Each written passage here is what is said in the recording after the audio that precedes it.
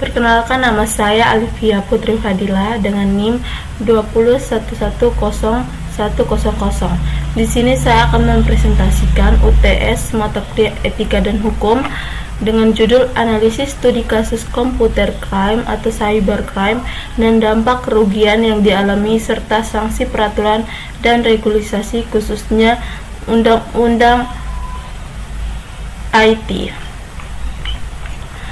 Pertama kita masuk ke bab 1 pendahuluan. Di sini kita lihat yang A, latar belakang terjadinya kasus komputer crime atau cybercrime. Kemajuan ilmu pengetahuan dan teknologi telah membawa dampak positif, namun juga menyebabkan munculnya cybercrime atau kejahatan yang dilakukan melalui internet.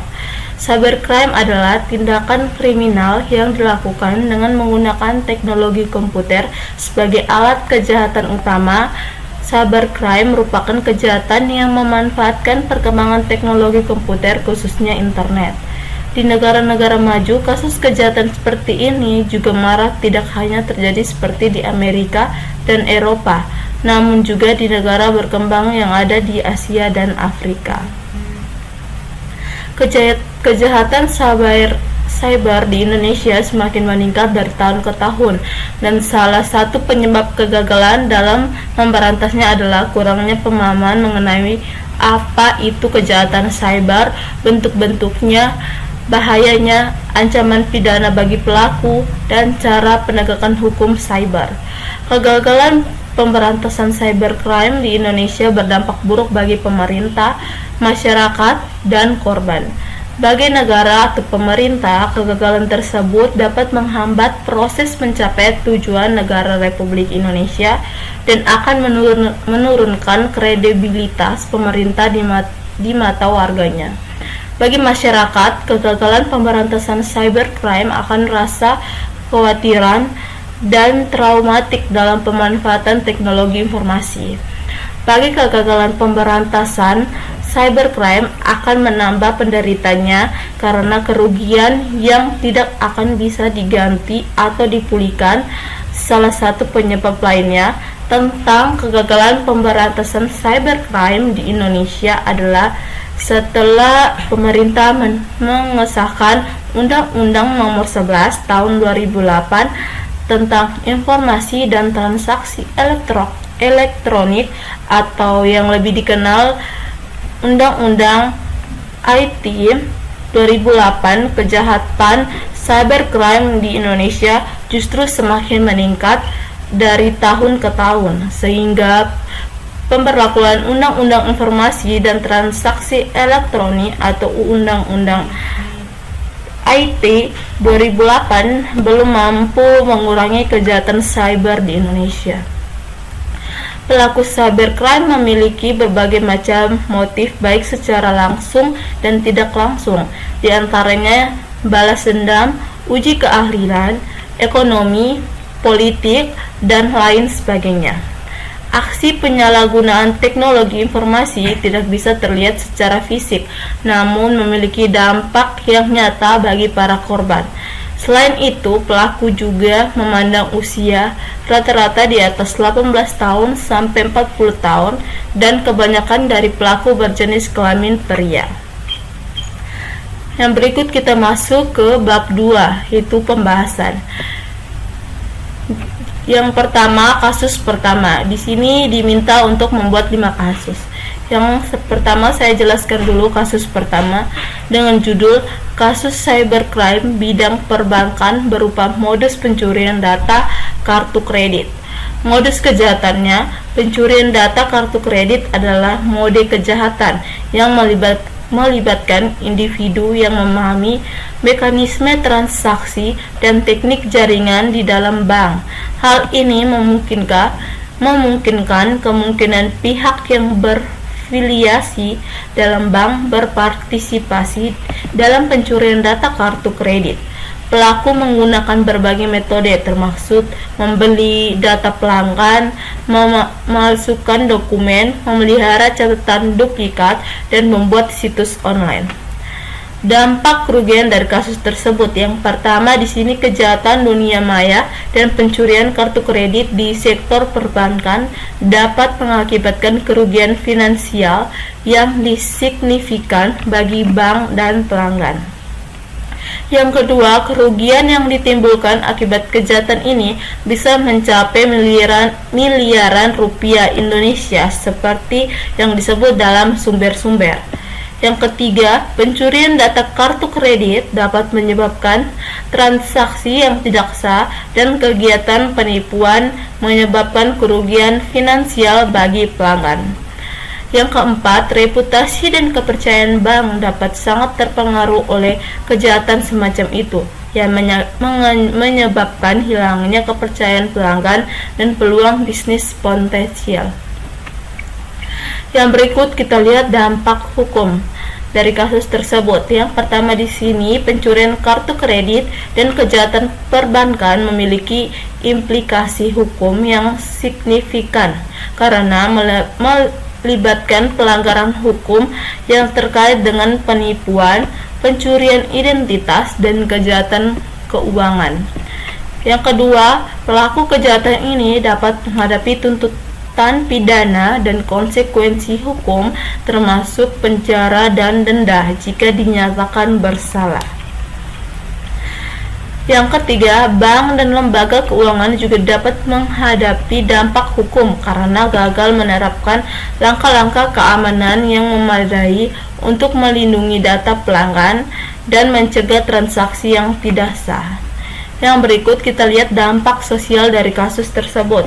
Di sini, yang pertama, pencurian kartu kredit dan kejahatan perbankan memiliki dampak sosial yang signifikan karena dapat mengikis kepercayaan pada lembaga keuangan dan mengganggu perekonomian. Yang kedua, meningkatnya prevalensi kejahatan di dunia maya dan pencurian data kartu kredit dapat menyebabkan hilangnya kepercayaan di antara konsumen yang mungkin menjadi ragu untuk menggunakan kartu kredit atau terlibat dalam transaksi online. Yang berikut kita lihat usulan penyelesaian. Yang pertama, memperkuat langkah-langkah keamanan cyber dan menerapkan protokol enkripsi yang kuat untuk melindungi data keuangan yang sensitif. Yang kedua, meningkatkan kesadaran pelanggan dan pendidikan tentang risiko keamanan online seperti penipuan phishing dan situs web penipuan. Di sini kita lihat kasus kedua itu dengan judul analisis forensik digital pada Line Messenger untuk penanganan cybercrime. Modus kejahatannya, yang pertama, kegiatan kejahatan dunia maya telah meningkatkan secara global dengan peningkatan signifikan dalam transaksi kejahatan dunia maya dan penipuan melalui perangkat seluler. Jenis-jenis kejahatan dunia maya yang dapat terjadi di Line Messenger termasuk pornografi, perjudian online, cyber stalking, cyber trespass, dan cyber bullying. Yang kedua, di sini cyberbullying adalah masalah serius terutama di kalangan remaja, dengan Indonesia menempati peringkat ketiga dunia untuk kasus cyberbullying. Yang berikut, Undang-Undang Indonesia tentang Kejahatan Dunia Maya diatur oleh Undang-Undang Nomor 11 Tahun 2008 yang mencakup ketentuan pidana bagi pelaku kejahatan dunia maya. Yang terakhir, analisis Line Messenger untuk tujuan forensik digital dapat memberikan bahan referensi yang berharga untuk menyelidikan dalam kasus serupa, terutama di bidang media elektronik. Di sini kita lihat dari dampak kerugian. Yang pertama, kegiatan kejahatan dunia maya telah mengakibatkan kerugian finansial yang signifikan secara global dengan total kerugian mencapai miliaran dolar. Yang kedua, di Indonesia, peningkatan aktivitas kejahatan dunia maya telah menyebabkan kerugian finansial yang cukup besar dengan kerugian yang dilaporkan Yang ketiga, perangkat seluler telah menjadi target umum untuk kejahatan dunia maya dengan sejumlah besar transaksi penipuan dan penipuan yang terjadi melalui saluran seluler. Yang berikut kita lihat dampak hukum dari kasus tersebut. Yang pertama, kejahatan dunia maya memiliki implikasi hubungan dan ditandatangani oleh Undang-Undang Nomor 11 Tahun 2008 di Indonesia yang mencakup ketentuan pidana bagi pelaku kejahatan dunia maya. Yang berikut dampak hukum kejahatan dunia maya termasuk penegakan hukuman dan hukuman bagi mereka yang dinyatakan bersalah atau kejahatan dunia maya seperti cyberbullying, cyberstalking, dan bentuk aktivitas kriminal online lainnya. Yang berikut di sini kita lihat dampak sosial dari kasus tersebut. Yang pertama, cybercrime memiliki dampak sosial yang signifikan, mempengaruhi individu, komunitas, dan masyarakat secara keseluruhan. Yang kedua, korban kejahatan dunia maya mungkin mengalami tekanan emosional, kecemasan, dan ketakutan yang menyebabkan penurunan kesejahteraan mental dan kualitas hidup secara keseluruhan. Yang ketiga, cyberbullying, salah satu bentuk kejahatan dunia maya, dapat memiliki konsekuensi parah pada kesehatan mental dan harga diri korban yang mempengaruhi pada isolasi sosial dan bahkan bunuh diri dalam kasus-kasus ekstrim. Yang berikut kita lihat usulan penyelesaian dari kasus tersebut. Yang pertama, menerapkan undang-undang dan peraturan yang lebih ketat untuk mencegah penjahat dunia maya dan menyediakan kerangka hukum untuk menuntut pelanggar. Yang kedua, meningkatkan langkah-langkah keamanan cyber dan mempromosikan kesadaran di antara individu dan organisasi untuk mencegah insiden dan kejahatan dunia maya. Yang ketiga, berkolaborasi dengan organisasi internasional dan lembaga penegak hukum untuk memerangi kejahatan dunia maya dalam skala global. Yang terakhir di sini kita lihat mendorong pengembangan kemitraan publik swasta untuk berbagai informasi, sumber daya, dan keahlian dalam memerangi kejahatan dunia maya. Yang di sini kita masuk ke kasus ketiga dengan judul kasus cybercrime dan informasi hoaks pada media sosial Facebook. Di sini kita lihat yang pertama, modus kejahatannya. Yang pertama, kejahatan dunia maya mencakup berbagai jenis kegiatan kriminal yang dilakukan menggunakan teknologi dan internet. Yang kedua, klarifikasi kejahatan dunia maya mencakup 7 kategori: dokumen elektronik, kejahatan dunia maya yang menyebar dengan mudah di media sosial, kejahatan dunia maya seperti penculikan, perdagangan manusia, dan pembunuhan yang terjadi di platform seperti Facebook, dan penyebaran informasi hoaks. Contoh kejahatan cyber di platform media sosial seperti Facebook termasuk penyebaran informasi hoaks dan peretasan situs web resmi seperti yang terlihat dalam kasus mantan Presiden Indonesia Susilo Bambang Yudhoyono. Yang berikut, kejahatan dunia maya menimbulkan tantangan yang signifikan bagi penegak hukum karena pertumbuhannya cepat dan kompleksitas penyidikan kejahatan semacam itu tanpa kerangka kerja yang cepat. Di sini kita lihat dampak kerugian dari kasus ketiga. Yang pertama, penyebaran kejahatan dunia maya dan informasi hoaks di platform media sosial seperti Facebook telah mengakibatkan kerugian yang signifikan di berbagai sektor termasuk politik, ekonomi, dan masyarakat. Yang kedua, dampak dari kerugian ini tersebar luas dan mempengaruhi banyak pemangku kepentingan. Yang ketiga, kesulitan dalam membedakan antara informasi yang benar dan salah telah berkontribusi pada proliferasi informasi hoaks yang menyebabkan informasi yang salah dan kebingungan di antara publik.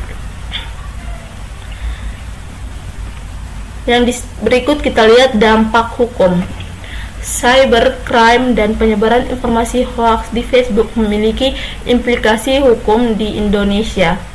Yang kedua, Undang-Undang Indonesia menangani kejahatan dunia maya melalui Undang-Undang Informasi dan Transaksi Elektronik Pasal 27 dan 28 yang mencakup pelanggaran yang berkaitan dengan moralitas, pencemaran nama baik, dan pidato kebencian berdasarkan etnis, agama, ras, dan hubungan antar kelompok. Yang ketiga, pelanggaran hukum ini dapat menyebabkan konsekuensi hukum termasuk hukum dan potensi tuntutan pidana.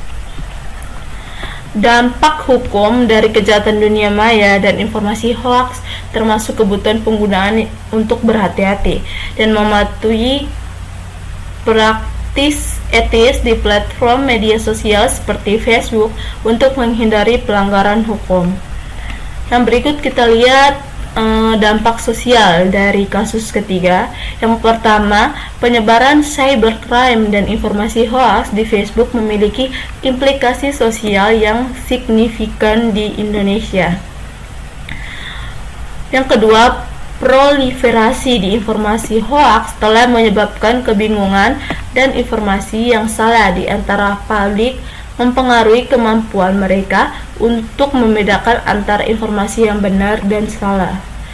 Yang ketiga, kurangnya kontrol atas penyebaran informasi hoaks telah mengikis kepercayaan pada platform media sosial dan telah membuatnya sulit untuk mengurangi dampak sosial dari kejahatan dunia maya dan informasi yang salah. Yang berikut kita lihat usulan penyelesaian dari kasus ketiga. Yang pertama, menerapkan penegakan ketat Undang-Undang Informasi dan Transaksi Elektronik di Indonesia untuk mencegah kejahatan di dunia maya dan menghukum pelanggar. Yang kedua, meningkatkan kesadaran dari kalangan penggunaan internet, khususnya penggunaan Facebook, tentang pedoman etika dan netiket untuk komunikasi online yang bertanggung jawab. Yang berikut, mendidik pengguna tentang pentingnya memilih dan mengevaluasi sumber informasi di internet dengan mempertimbangkan faktor-faktor seperti relevansi, akurasi, reputasi, objektivitas, mata uang, cakupan, bukti kuat, dan gaya bahasa. Yang berikut, mendorong pengguna untuk melindungi komputer mereka dari virus, menjaga pengaturan privasi, mengamankan email, melindungi ID atau akun mereka secara teratur, membuat cadangan data, dan tetap diperbarui dengan informasi untuk mencegah kejahatan di dunia maya. Yang berikut kita lihat kasus keempat dengan judul Kejahatan Dunia Maya atau Cybercrime dalam Simak Online. Yang berikut kita lihat modus kejahatannya. Pelanggaran privasi, mode kejahatan dunia maya ini melibatkan penargetan informasi pribadi yang disimpan dalam database terkomputerisasi yang jika diketahui oleh orang lain dapat membahayakan korban secara material atau tidak material. Contohnya termasuk kebocoran nomor kartu kredit, PIN ATM, cacat atau penyakit tersembunyi, dan lain-lain. Kejahatan ini biasanya dilakukan dengan memalsukan data pada dokumen penting yang disimpan sebagai dokumen tanpa skrip melalui internet, seringkali menargetkan dokumen e-commerce. Pelaku membuat skenario salah ketik, mengarahkan korban untuk memasukkan data pribadi dan nomor kartu kredit yang dapat disalahgunakan oleh pelaku. Sabotase dan pemerasan cyber. Mode kejahatan dunia maya ini melibatkan mengganggu, merusak, atau menghancurkan data, program komputer, atau sistem jaringan komputer yang terhubung ke internet. Pelaku dapat menggunakan bom logika, virus komputer atau program khusus untuk membuat data, program komputer atau sistem jaringan komputer yang tidak dapat digunakan, tidak berfungsi, atau di bawah kendali pelaku. Di sini kita lihat dari dampak kerugian. Yang pertama, kejahatan dunia maya dapat mengakibatkan kerugian finansial yang signifikan bagi individu dan organisasi. Penyalahgunaan perangkat komputer dan internet yang disengaja dapat menyebabkan kerusakan cyber, kerusakan besar bagi pengguna dan pemangku kepentingan yang terlibat dalam kegiatan cyber. Yang kedua, kita lihat kerugian. Kerugian dapat secara langsung atau tidak langsung mempengaruhi individu dan institusi. Akses tidak sah ke informasi pribadi seperti nomor kartu kredit atau detail rekening bank dapat mengakibatkan pencurian keuangan dan penipuan identitas, menyebabkan kerugian moneter bagi para korban. Selain itu, kejahatan dunia maya dapat mengganggu operasi bisnis yang menyebabkan kerugian finansial bagi organisasi. Serangan pada jaringan dan sistem komputer dapat mengakibatkan downtime, hilangnya produktivitas, atau kebutuhan akan langkah-langkah pemulihan yang mahal. Yang berikut kita lihat dampak hukum. Yang pertama, pelaksanaan tindakan pidana atau hukum pidana dalam menangani kejahatan dunia maya harus disertai dengan upaya non-pidana atau di luar hukum pidana, karena konsekuensi negatif dan keterbatasan hukum pidana dalam memerangi kejahatan dunia maya di masyarakat. Aspek budaya dan nilai dalam lembaga penegakan hukum dapat mempengaruhi efektivitas penegakan hukum terhadap kejahatan dunia maya. Kelemahan dalam undang-undang yang ada, baik dari segi substansi maupun bentuk, dan dapat menghambat penuntutan kejahatan cyber yang efektif. Yang berikut kita lihat dampak sosial. Yang pertama, sifat internet tanpa batas dan pesatnya perkembangan teknologi informasi telah berdampak signifikan pada masyarakat yang mengarah pada perubahan sosial, ekonomi, dan budaya dengan cepat. Yang kedua, konsekuensi negatif dari kejahatan dunia maya dapat memiliki dampak sosial yang mendalam. Penyalahgunaan perangkat komputer dan internet yang disengaja dapat mengakibatkan kerugian yang signifikan bagi individu dan masyarakat. Yang ketiga, kejahatan cyber dapat menyebabkan hilangnya informasi pribadi, pencurian keuangan, dan penipuan identitas, menyebabkan kesusahan dan kepercayaan di antara individu. Yang berikut terakhir kita lihat dampak sosial kejahatan dunia maya menyoroti perlunya kesadaran publik dan pendidikan mengenai resiko dan tindakan pencegahan yang terkait dengan kegiatan online. Yang terakhir di sini kita lihat usulan penyelesaian dari kasus keempat. Yang pertama, perlunya kombinasi tindakan pidana dan non-pidana untuk mengatasi kejahatan dunia maya, serta dampak hukum dan sosial dari kejahatan dunia maya. Yang kedua, menekankan pentingnya kerangka hukum yang kuat, mekanisme penegakan hukum, kesadaran publik, dan pendidikan untuk memerangi kejahatan dunia maya dan melindungi individu dari bahaya. Yang terakhir kita lihat kasus kelima dengan judul Manajemen Risiko Ancaman Kejahatan Cyber atau Cybercrime dalam Peningkatan Cyber Defense. Modus kejahatannya yang pertama di sini kita lihat kejahatan dunia maya sebagai bentuk baru kejahatan di ruang digital yang dihasilkan dari kemajuan teknologi dan pengembangan aplikasi internet.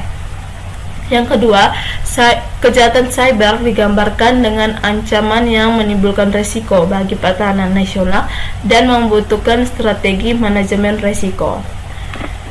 Yang ketiga, Mode kejahatan dunia maya ini melibatkan akses tidak sah ke sistem komputer, mencuri informasi pribadi, menipu individu untuk mengungkapkan data sensitif, dan menyebarkan perangkat lunak berbahaya untuk membahayakan sistem. Sangat penting bagi organisasi dan individu untuk menyadari mode kejahatan dunia maya ini dan menerapkan langkah-langkah keamanan yang tepat untuk melindunginya. Yang berikut kita lihat dampak kerugian dari kasus kelima. Yang pertama, serangan cyber dapat menyebabkan penipuan keuangan, pencurian informasi sensitif, gangguan infrastruktur penting, dan kerusakan pada sistem dan jaringan. Yang kedua, kita lihat kerugian ini dapat memiliki konsekuensi yang luas, termasuk kerugian finansial bagi bisnis, hilangnya kepercayaan pelanggan, hukuman hukum dan peraturan, dan potensi implikasi keamanan nasional. Sangat penting bagi organisasi dan individu untuk menerapkan strategi manajemen risiko yang efektif dan langkah-langkah keamanan cyber untuk mengurangi dampak kejahatan di dunia maya dan minimalkan potensi kerugian. Yang berikut kita lihat dampak hukum. Yang pertama, kejahatan dunia maya dapat memiliki konsekuensi hukum yang signifikan bagi pelaku. Yang kedua, kejahatan dunia maya seperti peretasan, pencurian identitas, dan pelanggaran data seringkali ilegal dan dapat dihukum berdasarkan berbagai undang-undang dan peraturan. Yang ketiga, pelaku dapat menghadapi tuntutan pidana, denda, dan penjara jika dihukum. Selain itu, korban kejahatan dunia maya juga mengajukan tindakan hukum terhadap pelaku untuk mencari kompensasi atas kerusakan. Nah, berikut di sini kita lihat dampak sosial. Yang pertama, kejahatan cyber memiliki dampak sosial yang signifikan, mempengaruhi individu, komunitas, dan masyarakat secara keseluruhan. Ini mengikis kepercayaan pada platform online dan saluran komunikasi yang mengarah ke rasa tidak aman dan ketakutan di antara pengguna. Yang kedua, serangan cyber yang menargetkan infrastruktur penting dapat mengganggu layanan penting seperti perawatan kesehatan, transportasi, energi yang berdampak pada kehidupan sehari-hari masyarakat. Yang berikut, penindasan cyber dan pelecehan online adalah bentuk kejahatan dunia maya yang dapat memiliki konsekuensi psikologis dan emosional yang parah bagi korban, mempengaruhi kesejahteraan mental dan interaksi sosial mereka. Dampak sosial kejahatan dunia maya menyoroti perlunya langkah-langkah keamanan cyber yang kuat, kampanye kesadaran publik, dan kolaborasi antara pemangku kepentingan untuk melindungi individu masyarakat dari efek merugikannya.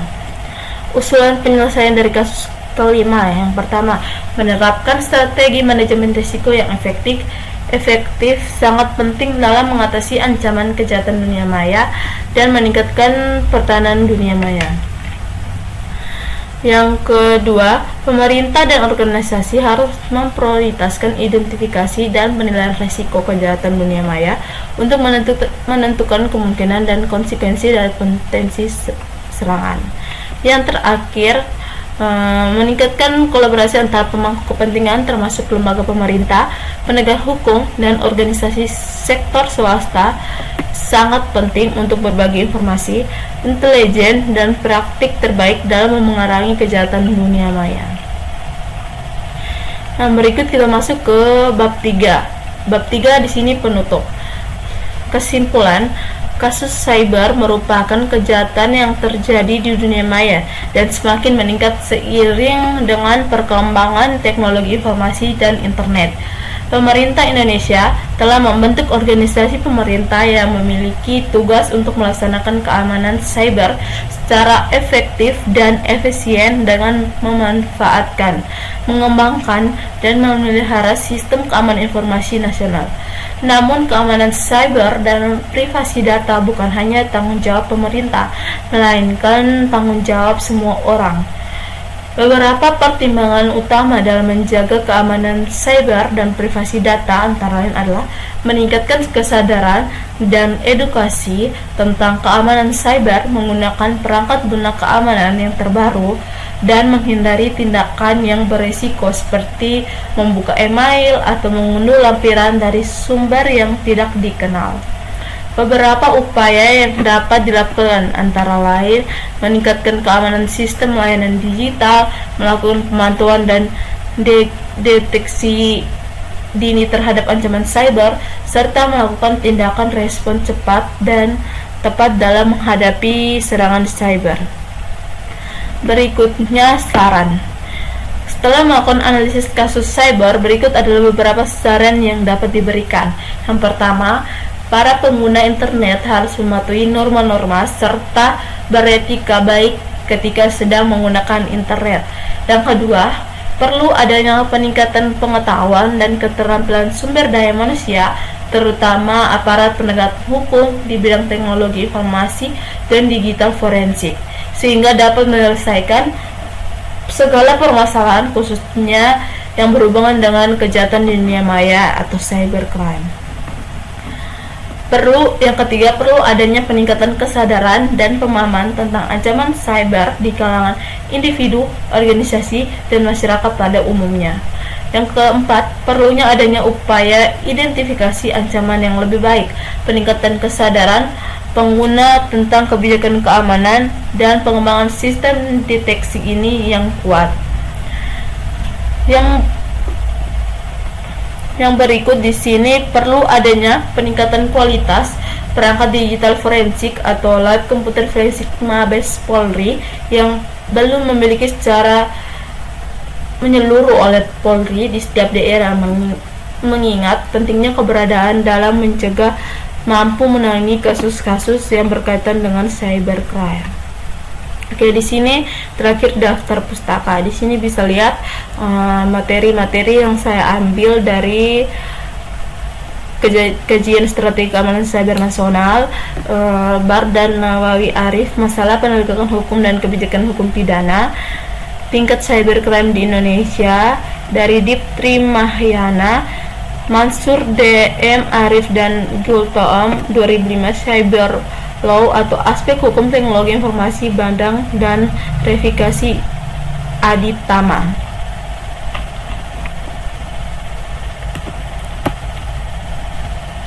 Oke, begitu saja presentasi saya UTS dengan judul analisis studi kasus komputer crime atau cybercrime dan dampak kerugian yang dialami serta sanksi peraturan dan regulasi khususnya undang-undang IT. Terima kasih.